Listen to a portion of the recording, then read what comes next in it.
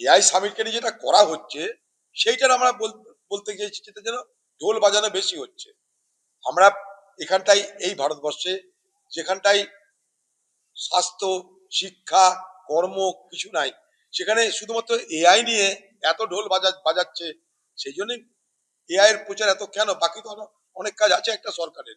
দিল্লিতে যখন কংগ্রেস ছিল তখন এগুলো চালু হয়েছিল।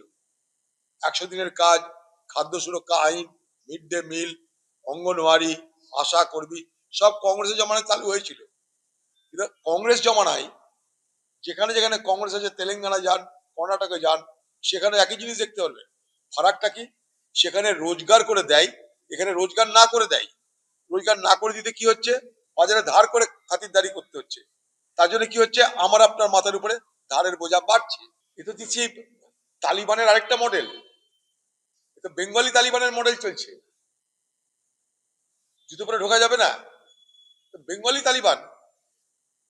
এক্ষুনি প্রত্যাহার করা হচ্ছে সব ফালতু যত নির্দেশ। বেঙ্গলি তালিবান হচ্ছে এখানটাই। আফগানিস্তানের জায়গায় বেঙ্গলিস্তান হচ্ছে এখানটাই। আমি চরম প্রতিবাদ করছি এটার। আমি কি পড়বো, আমি কি খাবো, অধিকার আছে আমার। হ্যাঁ, মন্দিরে যাই না, আমরা মসজিদে যাই না, কারণ সেগুলো ধর্মস্থান, সেখানে জুতো পরে যাওয়া মানা। কিন্তু স্কুল কলেজে যাওয়া যাবে না, কি কথা? মুখ্যমন্ত্রী কি এবার ভোটে খালি পায়ে হাঁটবেন নাকি? পশ্চিমবঙ্গে আজকে ধারের বোঝার পরিমাণ 7,71,000 কোটি টাকা। কালকে আপনার বাড়িতে শিশু জন্মগ্রহণ করলে তার মাথার উপরে ধারের বোঝার পরিমাণ 73 থেকে 74,000 টাকা হবে। এখানে এইভাবে খাতির হচ্ছে, খালি নির্বাচনের কথা মাথায় রেখে। সারাটা বছর দাও ভাই, যে সরকারি আসুক সারাটা বছর দাও। শুধু খাতিরদারি করে নাই, চাকরি দাও, রুটি দাও, রুজি দাও, শিল্প দাও, স্বাস্থ্য দাও, শিক্ষা দাও, সবকিছু দায়িত্বের মধ্যে পড়ে। কিন্তু এখানে কি হচ্ছে? ইধার কা মাল কাটকে উধার মাল দাও, ইধার কা মাল কাটকে উধার দাও। একদিক দাও আরেক দিক কেটে নাও।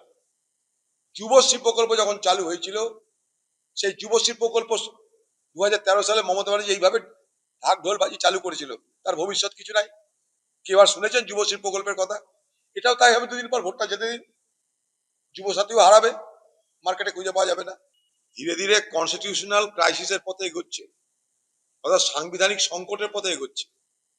নির্দিষ্ট সময়ের মধ্যে ভোট করতে হবে, ভোট করার আগে প্রচারের সময় দিতে হবে, তার আগে ভোটার তালিকা প্রকাশ করতে হবে। এরকম যদি চলতে থাকে, এমন না হয় যে ভোটের সময় যেটা এক্সপায়ারি এই সরকারের, সেটাই না পার হয়ে যায়। আর সেটা পার হতে গেলে সাংবিধানিক সংকট, কনস্টিটিউশনাল ক্রাইসিস অবস্থা যেন তৈরি না হয়, কনস্টিটিউশনাল ক্রাইসিস যেন তৈরি না হয় বাংলায়। আমার তো সেটা সেই দিকের মানে আমার আতঙ্ক আমার অহেতুক হতে পারে, আমার আশঙ্কা হচ্ছে। মিড ডে মিল নামে হঠাৎ করে বাংলার মুখ্যমন্ত্রী মমতা ব্যানার্জি ভোটের আগে আপেল ডিম সব খাওয়াতে ময়দানে নেমে গেল।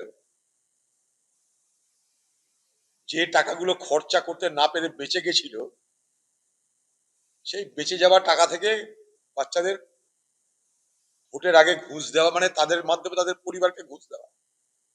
দেখো আমি আপেল খাওয়াচ্ছি, নাশপাতি খাওয়াচ্ছি, ডিম খাওয়াচ্ছি, এতদিন খাওয়াইনি কেন? আমি তো সারা বছর কেন দিচ্ছেন এগুলো? বাচ্চাদের নিউট্রিশন, অর্থাৎ খাদ্যে যে নিউট্রিশন দরকার, সেগুলো হঠাৎ ভোটের আগে কেন দিতে হচ্ছে? আরো 30 লক্ষ বাচ্চা কোথায় গেল?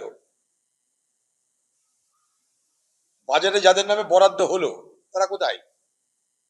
বাজেটে যে সংখ্যাটা বরাদ্দ হলো সেই সংখ্যা কোথায় হারিয়ে হাওয়া হয়ে গেল?